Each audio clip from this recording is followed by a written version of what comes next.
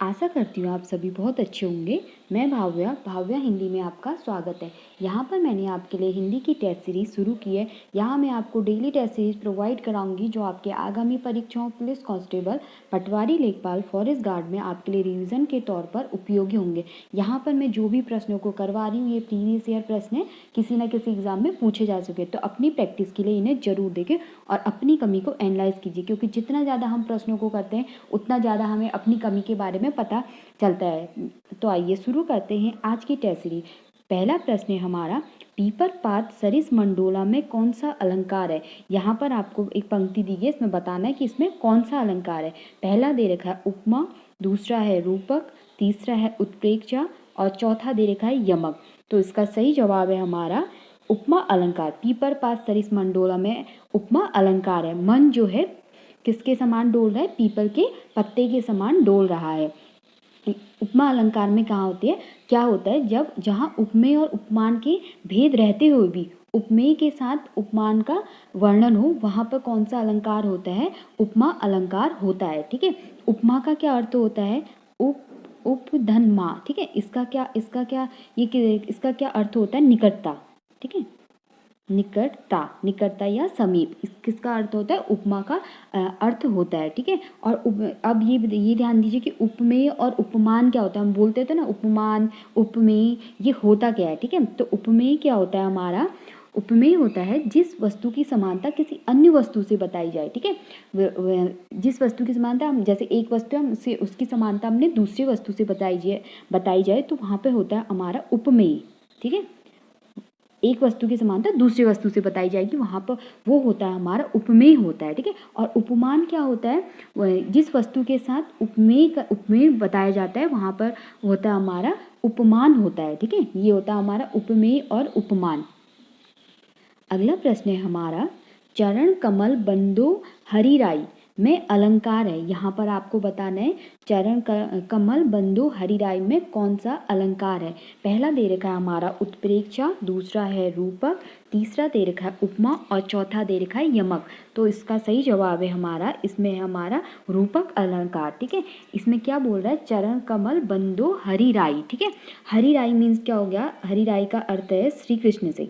ठीक है, हरिराई हो गया, का अर्थ हो गया श्री कृष्ण से।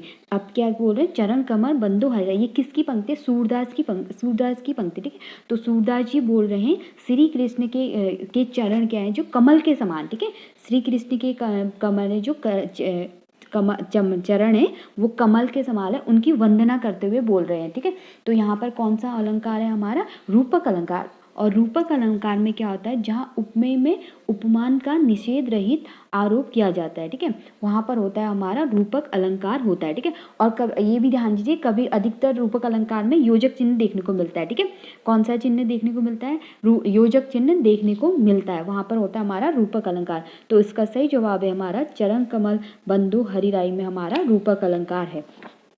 अगला है हमारा, जहाँ उपमेय में उपमान की संभावना होती है वहाँ होता है। ठीक है, अब ये क्या बोले, जहाँ उपमेय में उपमान की संभावना होती है वहाँ पर हमारा कौन सा अलंकार होता है। पहला दे रखा है उपमा अलंकार, दूसरा है उत्प्रेक्षा अलंकार, तीसरा दे रखा है अनुप्रास अलंकार और चौथा दे रखा है यमक अलंकार। ठीक है, तो उपमेय में उपमान की संभावना होती है। तो ठीक है, तो इसका सही जवाब है हमारा उत्प्रेक्षा अलंकार। वहाँ पे कौन सा अलंकार होता है, उत्प्रेक्षा अलंकार। ठीक है, अगला है हमारा, ये रस का तो है नहीं, एक ऐसे ही देख लीजिए। ठीक है, श्रृंगार रस के भेद हैं। ठीक है, यहाँ पे तो रस क्या है, दो। ठीक है, अगला है रीति सिद्ध कवि हैं। ठीक है, यहाँ पर आपको बताना है, कवियों के नाम बता रखे हैं, दे रखे हैं, बताना कि कौन से रीति सिद्ध कवि हैं। पहला है केशव, दूसरा दे रखा है देव, तीसरा है भिखारी दास और चौथा है बिहारी। तो कौन रीति सिद्ध कवि हैं, इसका सही जवाब है हमारा डी, बिहारी। बिहारी जो है रीति सिद्ध कवि हैं। अगला है हिंदी भाषा की लिपि है। ये तो आप सभी को पता होगा, ये तो बहुत बार पूछा जाता है। हिंदी भाषा की लिपि क्या है, इसका सही जवाब है हमारा देवनागरी। अगला है छंद शास्त्र में गणों की संख्या मानी गई है। आपको बताना है कि छंद शास्त्र में गण कितने होते हैं। ठीक है, तो यहाँ पर दे रखा 8, दूसरा है 7, तीसरा है 6 और चौथा दे रखा है 5। तो इसका सही जवाब है हमारा, छंद शास्त्र में गणों की संख्या है 8। अगला है जिस छंद के प्रत्येक चरण में 16 मात्राएं होती हैं उसे कहते हैं। ठीक है, प्रत्येक चरण में कितनी मात्राएं होती है? 16 मात्राएं होती हैं। वहाँ पर क्या होता है? ठीक है, पहला है दोहा, दूसरा है चौपाई, तीसरा है सोठा और चौथा दे रखा है उल्लाला। तो इसका सही जवाब है हमारा चौपाई। चौपाई के प्रत्येक चरण में 16 मात्राएं होती है। अगला है निम्नलिखित में से वर्णिक छंद है। यहाँ पर आपको बताना है कौन सा चरण वर्णिक है। पहला है दोहा, दूसरा है सोठा, तीसरा है चौपाई और चौथा दे रखा है इंद्रव्रजा। ठीक है, तो इसका सही जवाब है हमारा डी इंद्रव्रजा। ये है वर्णिक छंद है। अगला है किस छंद में 16 मात्राएं होती हैं। अब यहाँ पे बताना है किस छंद में 16 मात्राएं होती हैं। ठीक है, अभी बताया, ये अभी हमने ऊपर प्रश्न कर रखा है कि जिसमें 16 मात्रा होती है वहाँ पे हमारा कौन सा क्या होता है? चौपाई। तो इसका सही जवाब है हमारा चौपाई। चौपाई में कितनी मात्रा होती है? 16 मात्राएं। अगला है रामचरितमानस की भाषा है। यहाँ पे आपको बताना है रामचरितमानस की भाषा क्या है। पहला दे रखा है अवधी, दूसरा है ब्रज, तीसरा है मैथिली, चौथा दे रखा है कौरवी। तो इसका सही जवाब है हमारा रामचरितमानस की क्या भाषा है? अवधी भाषा है। अगला है दुर्दशा में उपसर्ग है। यहाँ पर आपको बताना है दुर्दशा में क्या कौन सा उपसर्ग है। तो इसका सही जवाब है हमारा दुर। ठीक है, रॉ के नीचे हलंत लगा होगा। ठीक है, तो ये दुर। अगला है निसंदेह में उपसर्ग है। यहाँ पर आपको बताना है कि निसंदेह में क्या उपसर्ग है। तो इसका सही जवाब है हमारा बी। ठीक है, 100 के नीचे हलंत।